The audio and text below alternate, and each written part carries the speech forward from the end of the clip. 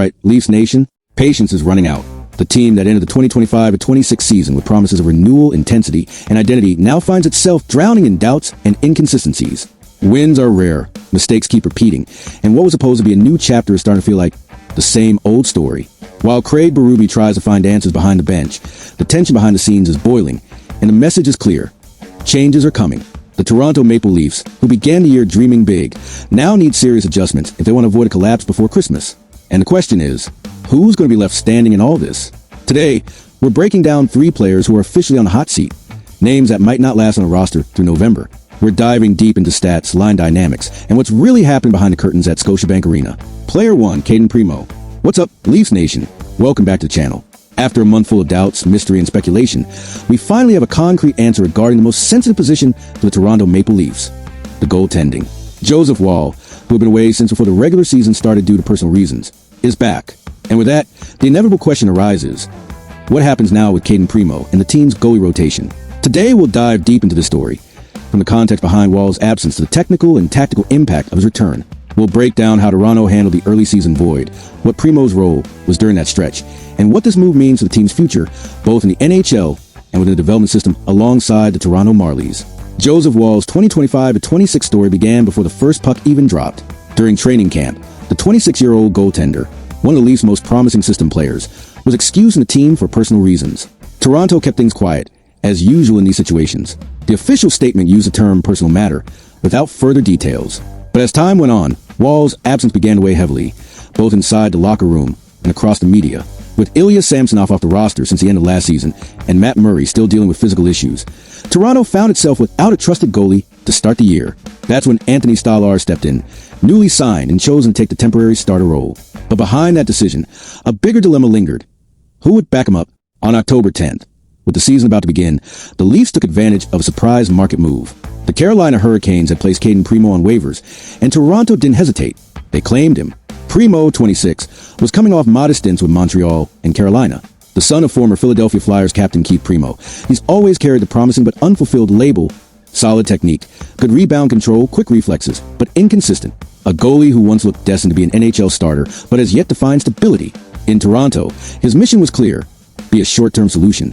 The plan was simple, hold down the backup role, while Stolarz took the net and while handled things off the ice. And for a brief moment, that plan worked. Primeau debuted for the Leafs on October 14th against the Nashville Predators. It was a mixed performance. 30 shots faced, 26 saves for goals allowed, but a 7-4 win. On paper, a positive result, but the performance left question marks. The numbers showed a goalie still searching for rhythm and confidence. The Leafs defense at the time wasn't helping either. Positional mistakes, neutral zone turnovers, and slow transition coverage. Still, the game made 2 things clear. Primeau is talented but raw, especially in rebound control and lateral reads, and the Leafs didn't see him as their plan A. After that game, he didn't play again for the next 7 matches. Anthony Stolarz took over full-time, playing every game that followed, confirming that Primeau was only an emergency option. Toronto's front office, led by Brad Treliving, has always been meticulous about goaltending depth. The philosophy is clear.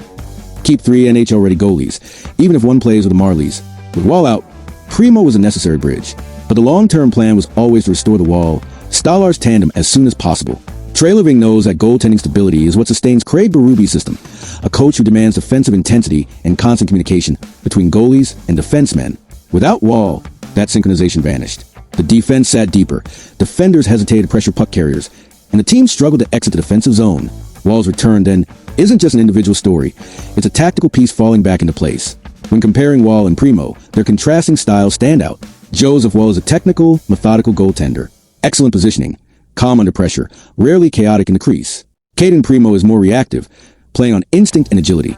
That makes him spectacular at times, but also vulnerable when the team in front falters. In practice, Woll provides structural reliability, the kind of security that lets the defense play more freely. Primeau, meanwhile, is an energy goalie, ideal for back-to-backs or emergencies. With Woll's return, the rotation returns to its ideal form. Joseph Woll as a starter, Anthony Stolarz as a backup, and Cayden Primeau as a third option in the Marlies. That setup creates stability in both the NHL and AHL. Primeau can play regularly with the Marlies, maintain rhythm, and stay ready for potential call-up. It also gives the team contract flexibility, since Primeau remains waiver eligible, depending on timing. Tactically, Woll and Stolarz complement each other. Woll brings reading and calm. Stolarz adds explosiveness and physical presence. This gives Berube the freedom to adapt his lineup to the opponent. Against fast teams like New Jersey or Carolina, Woll is ideal. Against heavy, physical squads like Boston or Florida, Stallars can handle the grind. For Caden Primo, the situation is tricky. He was brought in as insurance. But with Woll back, there's no NHL room. If Toronto tries to send him back to the Marlies, he'll have to clear waivers again, risking another team claiming him. That's not far-fetched, given how goalies with recent NHL experience often attract interest, unless the Leafs decide to carry 3 goalies. Unlikely. Primo will head to the AHL. There, he can regain rhythm, work with Coach John Gruden, and stay ready for another shot. But his future depends on one thing: consistency. If he can show with the Marlies what he once did in college and at his best in Montreal, there's still a path forward. Otherwise, he risks becoming one of those perennial tweeners, bouncing between the AHL and NHL. Craig Berube has been subtly clear. He trusts Woll, not just for talent, but for mindset.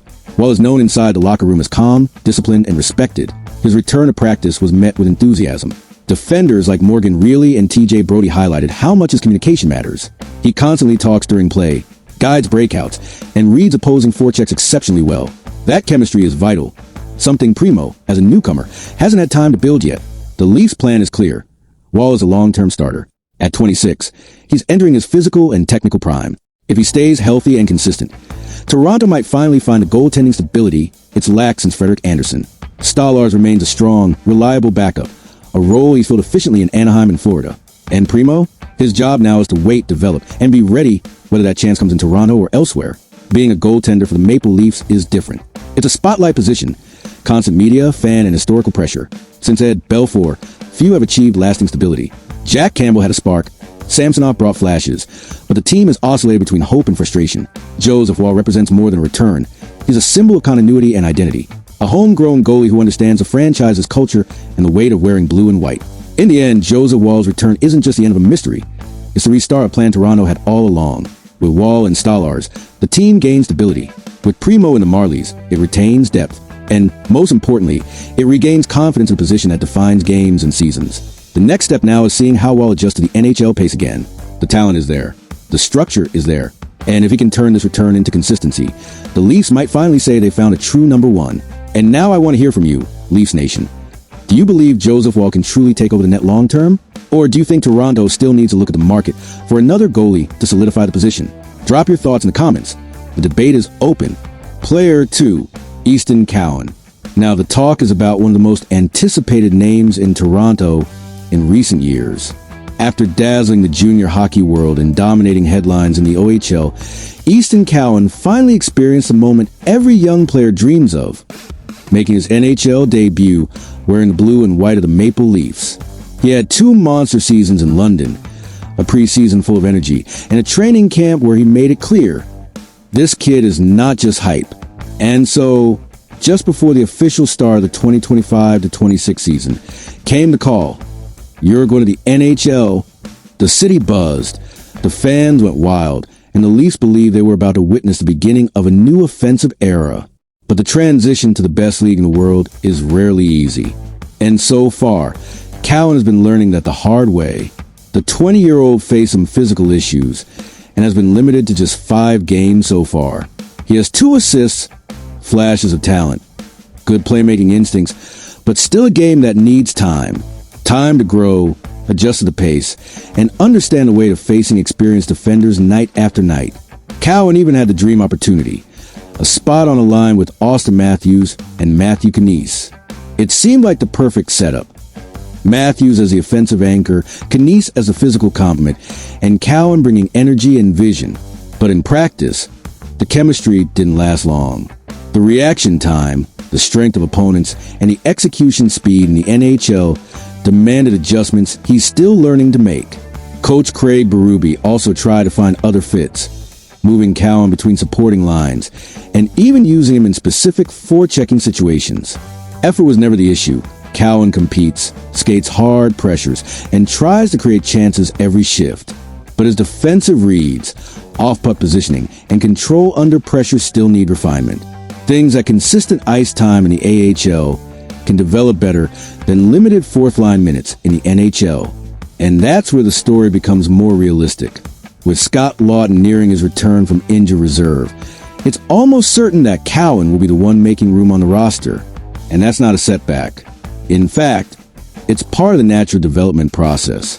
Returning to the Toronto Marlies would be the perfect opportunity for the young forward to regain rhythm, play key minutes, work on both ends of the ice, and keep sharpening that intense game that once drew comparisons to Braden Point and Cole Caulfield in terms of style and instinct. The potential is there. He's got vision, explosive speed, and the courage to go into the dirty areas. What's missing is turning those tools into consistency. Toronto knows Cowan is a long-term investment. He wasn't called up to be an instant savior, but to start understanding the NHL standard, the physical demand, the tactical discipline, and the mental level that separates good players from great ones. The coaching staff sees in him a true top six future, someone who can in time become a key offensive piece and even contribute on special teams like the power play. Cowan's journey is just beginning, and if Toronto has learned anything from young talents in the past, it's that urgency and patience are opposing forces. But equally important, forcing him to stay might stall his development. Letting him return to the Marlies to lead and grow could shape him into the player everyone believes he can be. In the end, seeing Easton Cowan back in the AHL wouldn't be a step backward. It would simply be the right next step, a necessary chapter in a career that promises much more. And when he returns to the NHL, stronger, faster, and more complete, this brief stint might prove to be exactly what he needed to become the player the Toronto Maple Leafs always believed he could be. Now I want to hear from you, Leafs Nation. Do you think Cowan should stay with the main roster to gain experience, even with limited minutes? Or do you believe returning to the Marlies is the right path for his development? Leave your opinion in the comments, because this is one of those decisions that could shape Toronto's offensive future for years to come. Player 3, Nick Robertson. Now this one is heavy, controversial, and full of uncertainty. We're talking about Nick Robertson, one of the most discussed names in Toronto at the start of this season, and perhaps the player who divides opinions the most, both inside and outside the locker room. For years, Robertson was treated as one of the Leafs' crown jewels, an explosive forward with a powerful shot and a natural instinct for scoring. His final junior season with the Peterborough Petes was nothing short of incredible. 55 goals, offensive dominance, and performance that put him on the NHL map. The hype was massive, and Toronto believed it had found the franchise's next pure sniper. But the jump to the big leagues isn't always linear, and for Robertson, it's been rocky. Injuries, inconsistency, and the struggle to establish himself in a lineup packed with offensive talent have marked the early years of his professional career. Still, over the past 2 seasons, he's shown flashes of potential that once made him a top prospect. 14 and 15 goals in consecutive years. Respectable numbers for a player trying to find his place. The problem is that in Toronto, the bar is high and patience is short. This 2025-26 season has started rough. In 7 games, he has just 1 assist and even missed time due to health issues, including sitting out the game against the Buffalo Sabres. It's the kind of start that fuels rumors, and that's exactly what's happened. Robertson is, by nature, an offensive player. He thrives on rhythm, confidence, and attacking minutes. When he's not scoring, his impact drops sharply, since he's not known for his physical play or defensive responsibility. And on a team coached by Craig Berube, where tactical commitment is everything that matters, without offensive production, Robertson often looks like a misfit, talented, but hard to integrate. The local media and NHL insiders picked up on the situation quickly. Among them, Nick Kypreos offered an interesting take. Even with the rumors swirling, he believes Toronto shouldn't trade Robertson yet. According to Kypreos, the player hasn't had a long, consistent stretch to truly prove himself, and trading him now will be selling low. But time and opportunity are running out. The arrival of new faces, the rise of young players like Matthew Knies and Easton Cowan, and the imminent return of Scott Laughton all create natural pressure for roster changes. And in that equation, Robertson looks like the odd man out. Behind the scenes, there's talk that the Leafs have explored potential trade scenarios involving the 24-year-old winger.